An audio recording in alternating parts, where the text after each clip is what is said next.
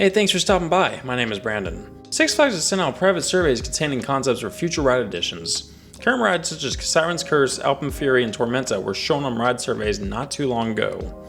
Sadly, Six Flags has told us what they'll be adding at these parks. I'm here to share that info with you. We're starting off strong with a Thuzy favorite, the Mack Extreme Spinner. This model debuted in 2018 as Time Traveler at Silver Dollar City. The ride absolutely shocked riders with its dynamic layout and comfortable spinning vehicles. This was refined further with the introduction of Ride to Happiness at Plopsaland Japan. This roller coaster is beyond elite, with many arguing it as the best overall roller coaster in the world. The lucky parks that had this on their surveys were Canada's Wonderland and Six Flags Mexico. This would be an excellent choice for either park and would likely be the best coaster in either lineup. It would also be a fitting replacement for the Vekoma tilt coaster that was taken from this park. This model would fill the spinning coaster hole in Canada's Wonderland lineup very well. I question the capacity of an extreme spinner at a park of this size, but that didn't stop the park from installing Alpen Fury. Sticking with Six Flags Mexico, their next choice is a B&M Hyper. It's one of the best models in the market, providing excellent guest satisfaction and throughput. I'd encourage any park that does not have one to strongly consider one. This is a bit of a weird case.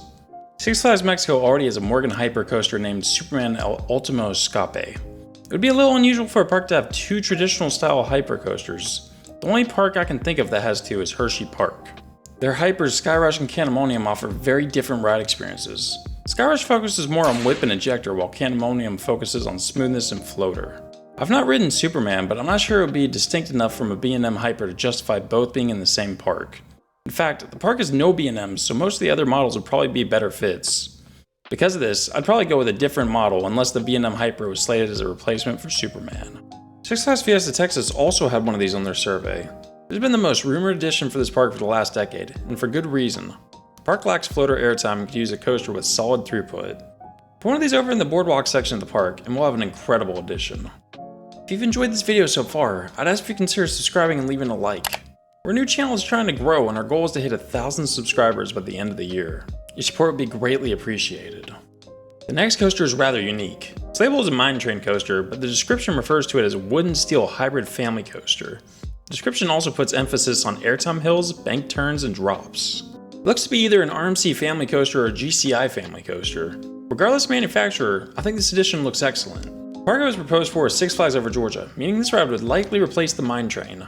The Lanka mine train is a classic, but it was not the most enjoyable when I rode it in the past. The ride is so unpopular they couldn't even get a full train for the photo shown on their website. On top of that, riders must be at least 48 inches, so it doesn't even work well as a family coaster. That's the same height requirement for the RMC Twisted Cyclone at the same park. I think this hybrid would make for a great mine train replacement, especially the 42-inch height requirement. I would not mind seeing this replace other mine trains across the chain.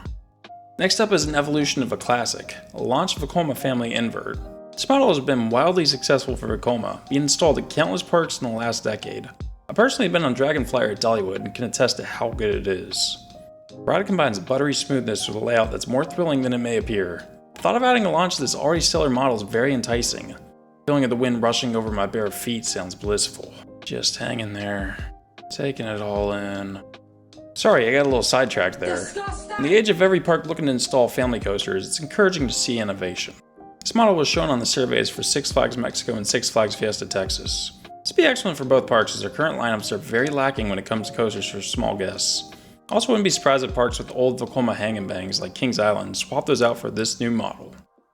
This next concept is the most unique offering out of all the surveys. Labeled an indoor-outdoor coaster, this edition will be the inverted power coaster from Mack Rides. This innovative model combines a dark ride like ET with coaster cars that are capable of launches and rotation. The immersion can be heightened further with optional seat vibration, onboard lighting, and onboard audio. Currently, the only installations are throughout Europa Park.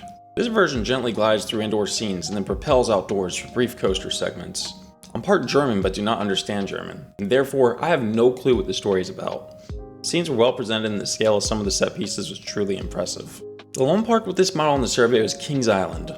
I think this would be a stellar addition at that park. It seems like Cedar Fair before and Six Flags now presented Kings Island as a family-oriented alternative to Cedar Point. The park has its fair share of high-thrill roller coasters, but the amount of attraction smaller guests can do is impressive. A ride like this would be incredibly popular with the general public and might impress more than a massive roller coaster. This would be an excellent addition for any park and feels like a no-brainer for Kings Island.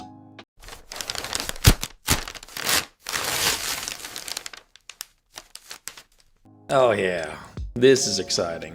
It seemed like Cedar Fair had RMC on their blacklist after their 2018 editions had a number of issues. It's been 8 years since Steel Vengeance was installed at their flagship park. Apparently now they're prepared to upstage their own masterpiece. Six Flags wants to make a loud statement by possibly installing an RMC Hyper Hybrid at Canada's Wonderland.